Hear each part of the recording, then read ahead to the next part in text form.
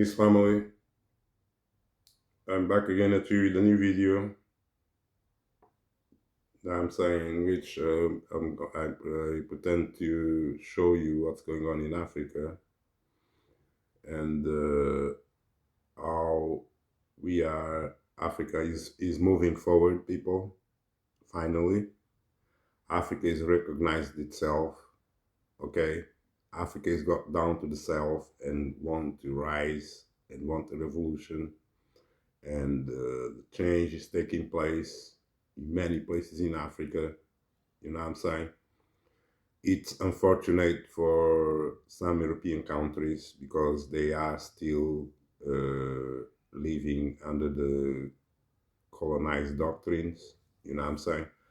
And it's going to hurt them as they are not coming up with new business structures, but continue pressing in the old, you know, threatenings and militaries and taking down leaders and things like that.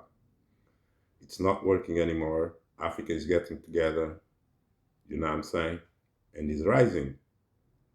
And you got the black woman, you got the black man, empower them, and they doing what they are supposed to be doing. They are already like they should be doing it since I was born, but they will still, even though we speak about Africa being free from colonizers, they were still colonizers when I was born. There were no independence, there were no nothing. It was all a simulation. But now they want to do away with the simulation of African freedom.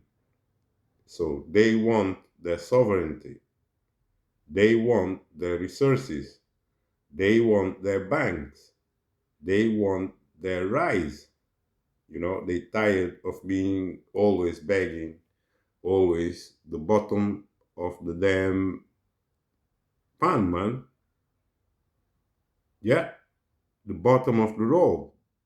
They call them third world countries since we were born. They call Africa the third world countries, man, because they were not in control of their resources. But now you got strong black woman.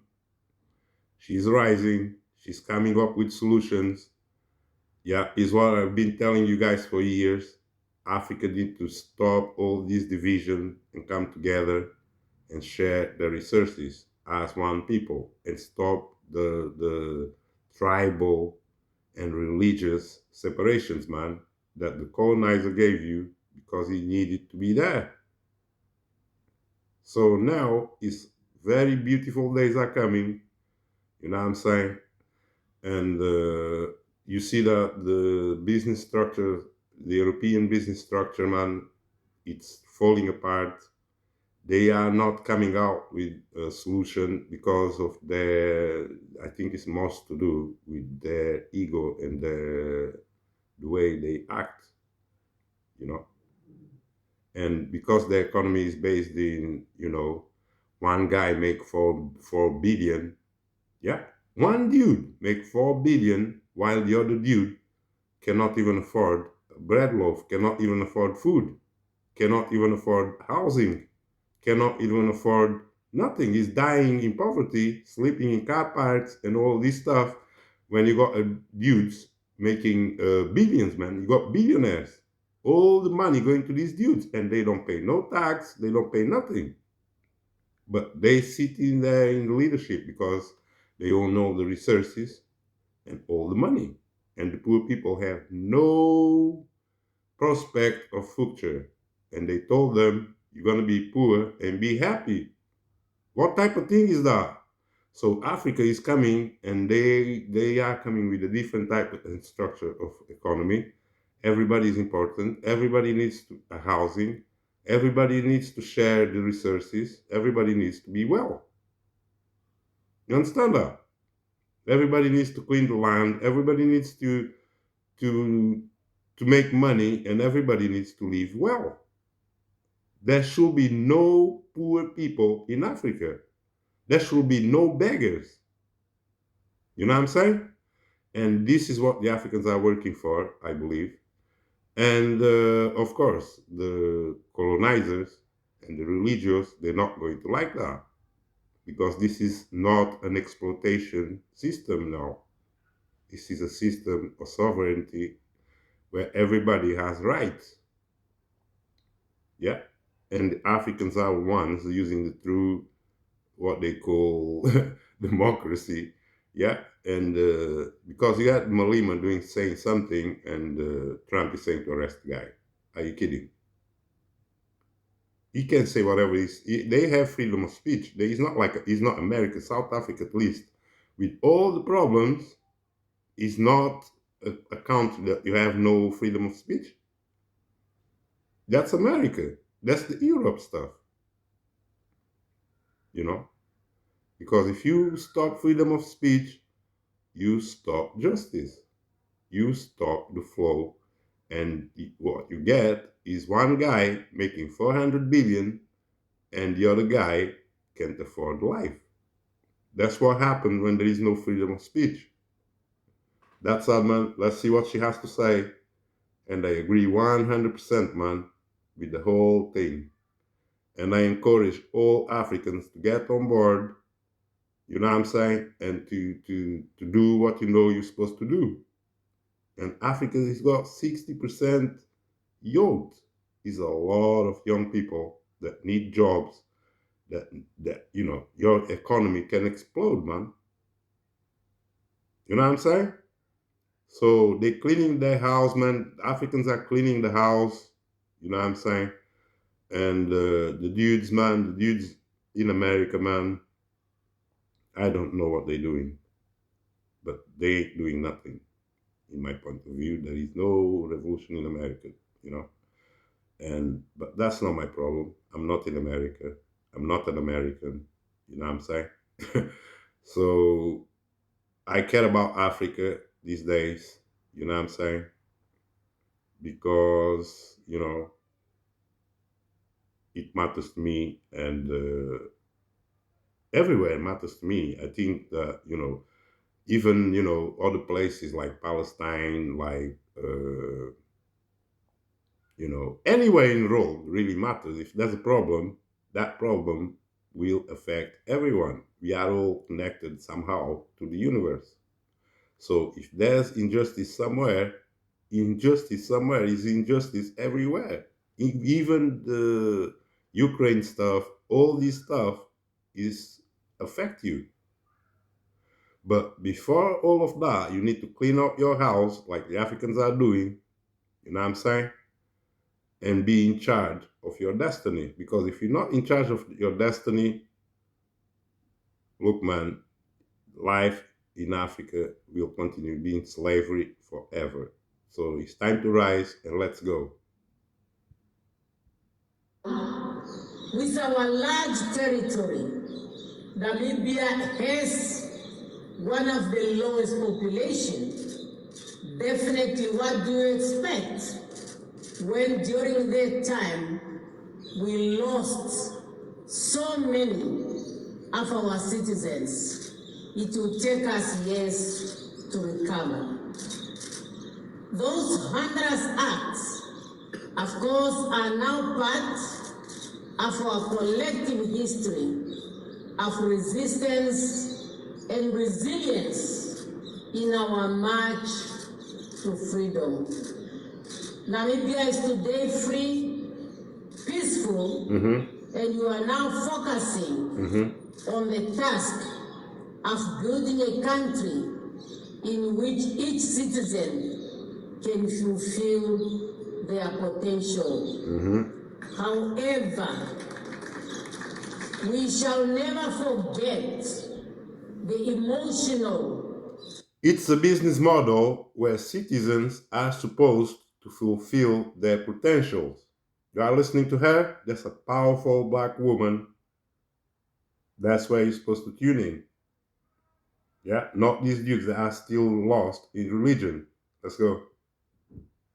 Psychological, economical, and cultural scars which remains inactive in the affected communities and the broader fibers of our nation. In that vein, our presence at this occasion marks a decisive step towards forward in dealing with the past by collectively remembering and sharing the pain of the directly affected Oba Herero and Nama communities. No doubt, during that frightful genocide chapter in our history, those two communities went through the most hundreds, devastating and traumatic period in their lives.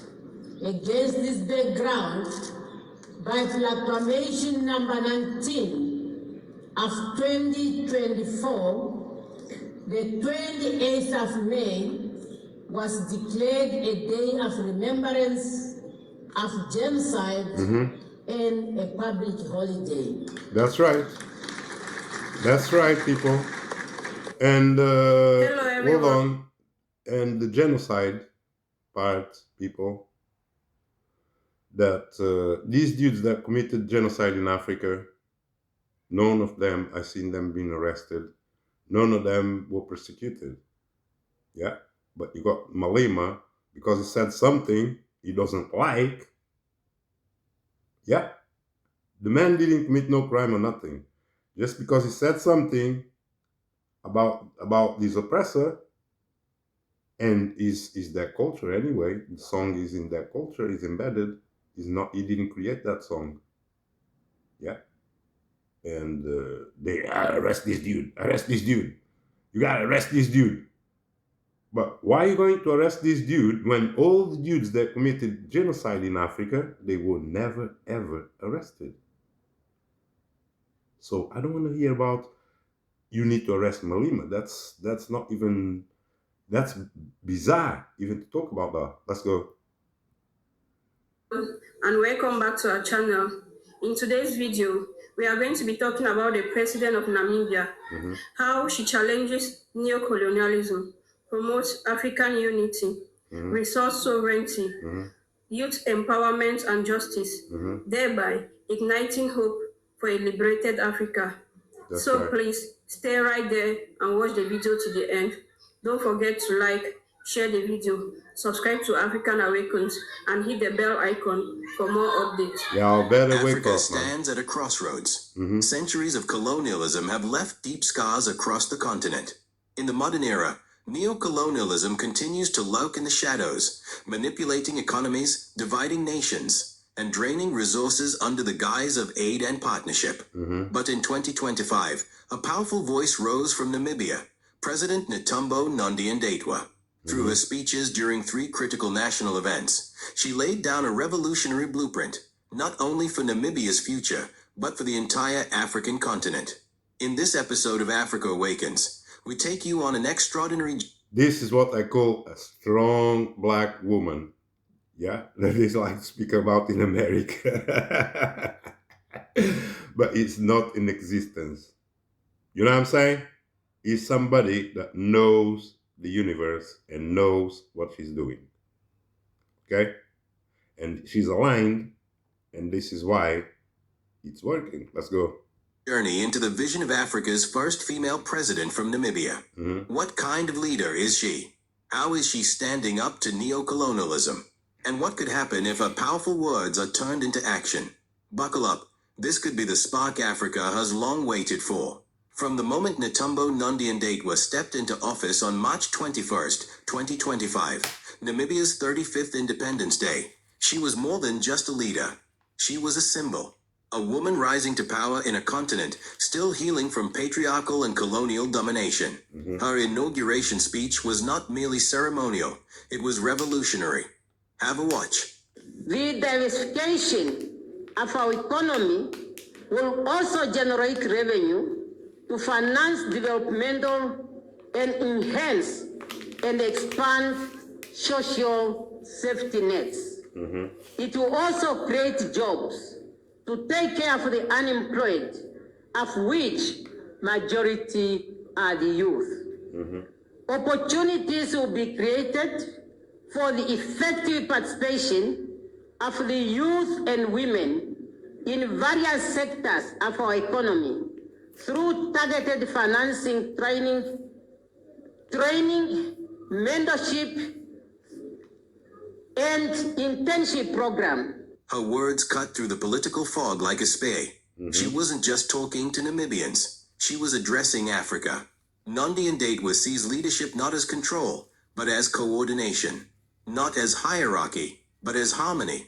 Her tone is maternal, but her message is fierce. Unity, peace, and purpose. That's right. A month later, on April 23rd, 2025, during the opening of the Namibia International Energy Conference, Nandi Ndaitwah took direct aim at the lifeblood of neocolonialism, resource control.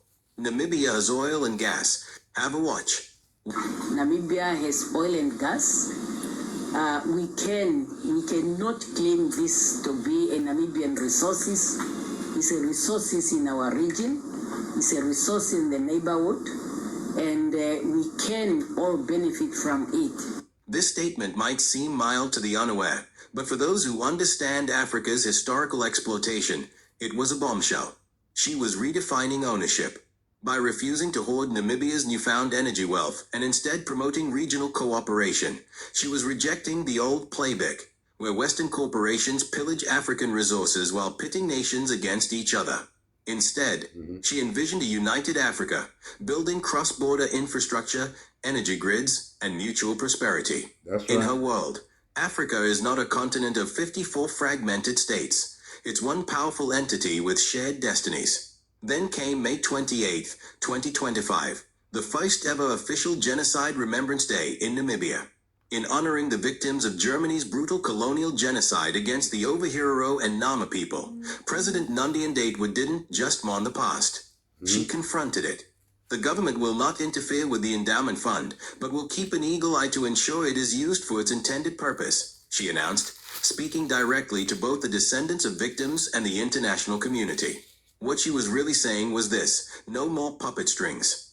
No more backdoor deals. No more foreign manipulation disguised as help. The people who suffered will now lead their own healing. Namibia will not be a playground for external interests. This is what makes us stand out. She doesn't bow to powerful nations. She challenges them, not with hostility, but with integrity. Now imagine this. What if Africa truly followed her lead? Regional integration becomes more than a dream. Instead of competing, African countries collaborate. Oil discovered in Namibia powers factories in Botswana. Wind farms in Kenya help electrify schools in Somalia. Zambia and Namibia jointly build a youth entrepreneurship program. Trade is regional. Infrastructure is shared. Education and healthcare are cross-border concerns. Peace becomes more sustainable because poverty declines. And poverty declines because young people, Africa's greatest asset, are finally employed, empowered, and given a chance. From Lagos to Lusaka, from Cairo to Cape Town, President Nandi Ndaitwah's words echo as a call to unity, to purpose, to sovereignty. For Namibia, this means moving beyond dependency. It means no longer looking to the West as saviors, but instead to neighbors as partners. It means empowering communities, not just with money, but with trust and leadership. For Africa, it signals a paradigm shift. Her speeches connect three powerful ideas: justice, unity, and sovereignty. That's right. Justice means recognizing historical wrongs and empowering victims. Unity calls for regional integration as a tool for strength. Sovereignty demands using African resources for African benefit. These are not abstract concepts. They are action points. They imply radical education reforms, economic restructuring, and foreign policy overhaul. But most importantly, they imply belief. Belief in Africa. Belief in Africans. How can Africa progress from President Netumbo's point of view? First, youth empowerment. Africa's population is 60% youth. She believes these young people deserve more than promises. They deserve action. Skills training, entrepreneurship hubs, and digital access must be accelerated. When youth are engaged, conflict diminishes and innovation flourishes. Second, resource sovereignty. No more resource giveaways. Africa must renegotiate extractive contracts, tax foreign multinationals appropriately, and create transparent sovereign wealth funds. Third, historical reckoning. Genocide and colonialism aren't just history. They shape present injustices. African nations must demand apologies, reparations, and restitution, not just for the money, but for healing. Fourth, Pan-African infrastructure. From railroads to fiber optics, Africa must connect itself. President Nandi Ndaitwah's model promotes borderless development for mutual Right. growth. Fifth, peace through equity. Security doesn't come from military aid, it comes from equity. When citizens have access to jobs, food, and healthcare, extremism fades. President Netumbo Nandi Ndaitwah is more than a head of state. She is a mirror to Africa's pain, a map to its future, and a megaphone for its dignity. Her leadership style blends compassion with courage, humility with vision. She is not asking Africa to rise. She is showing it how. If we embrace her principles, youth empowerment, resource fairness, historical justice, regional unity, we will see not just Namibia transform, but Africa awaken. So, This is what's happening, people. And the Africans are awakened. This is very joyful because since I was born, man, Africans, they need help. You know what I'm saying? From the Europeans, from the Americans, from everywhere. Yeah, and they've got all these resources been sitting there and they're being exploited. But now it's coming to an end, people. And the end is the beginning of the success of Africa. And if you compare this, what they're building with what they're doing in Europe, it's got no match. Okay? Because in Europe, the governments don't care about the young people. They don't care about make sure that everybody lives a deserving lifestyle. Yeah, they come to the people and take their money. The people is the resource in Europe and America. They tax the hell out of them. Yeah, people that work 30, 50 years and still have nothing, still owning money, still living under the bridge, still, suffering. So it's a system of exploitation all the way. Don't think that they just did this stuff in Africa. They live like that in their country. They exploit the poor people. Yeah, you got two classes, rich and poor. And the rich make the rules, write the laws, and exploit them. And he's their government. And he goes to government, he do whatever the hell.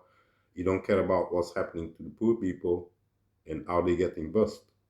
And how many of them go without, or even how many of them go unalive, because you see even the European populations are in decline.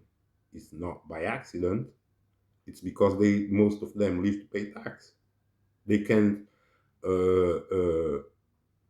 like young people today, they can't even have children now because they can't afford property. If you can't have a house, if you can't have property, if you can't have means, how the hell are you going to have children? So young people now, they know they don't want children. And that population is going down. Yeah. And that government, instead of helping these young people, instead of helping their country and building their country, what they do, they bring a lot of immigrants. They create confusion. They take their wealth and they give to these immigrants that came yesterday. Some of them are religious immigrants that end up in places of power and bring their God and everything and saying everybody has to submit to them and this and that. And the people are getting nothing out of that shit. So I'm with Africa, man. You guys need to grow up. You guys need to get ready. You guys need to get better to become number one. Because when you become number one, even I think these Europeans, they're going to be the ones immigrating over there. You know what I'm saying? Because in their country, their government ain't doing shit. All I see is corruption. All I see is bullshit. Yeah, and suffering. And they only come to your pocket to take your money. They ain't building nothing for you or nothing. You know what I'm saying? Europe is going down, America is going down economically because of that business model, because of something that has been there for so long, and they can't change that way. They can't change the religious exploiting ways that they live on.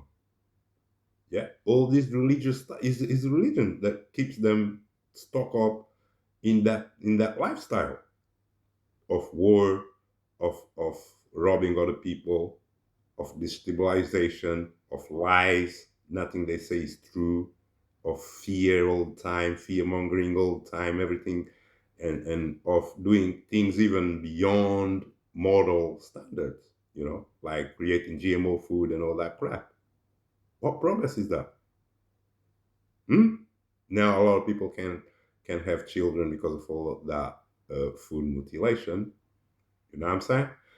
So that economy is dying. It's a model that is dying, and I don't see how it's going to resuscitate because these people ain't gonna change their ways. I don't think so. But they're gonna be poor. These dudes that have 4 billions and this and that, they ain't gonna do nothing for them. They're gonna hold to that money until it has no value, and they ain't gonna help their people. Yeah, you can see the shares are falling down like there's no tomorrow. But they ain't gonna use that money to empower the economy and to empower their people. No, they're gonna expend more money in wars and overtax their people until they are totally poor and bust. Which is, well, it's African time to grow. It's not African problem if they bust, because they don't know how to do their economy. All this time that they had Africa, they had all the resources, they didn't do economy that suits everyone. That everyone is not going to be crying that I went without. You know what I'm saying? So since you didn't, they can't do that. They're losing they're losing grip, and they're gonna lose it all. I'm telling you, because nothing is. That's one thing in this realm. Nothing is permanent. It's gonna change, and it's gonna change, but you have to be careful about the change, because you don't want to change and end up in the same place that these dudes found themselves, because many of the things you do are coming from them. They taught you. So be careful with what you build in your country. That's all I tell Africans. Be careful how you produce that structure, and make sure that it doesn't get corrupt, because things get corrupt, that's when things gonna fall. No matter how much money the corrupt people are making, they all gonna lose it all. You know what I'm saying? That's it, man. I love you all. Keep the instructions. You know what I'm saying? And all I told you, when I come to YouTube, I'm not here to play games. You know what I'm saying? It's about change, and it's about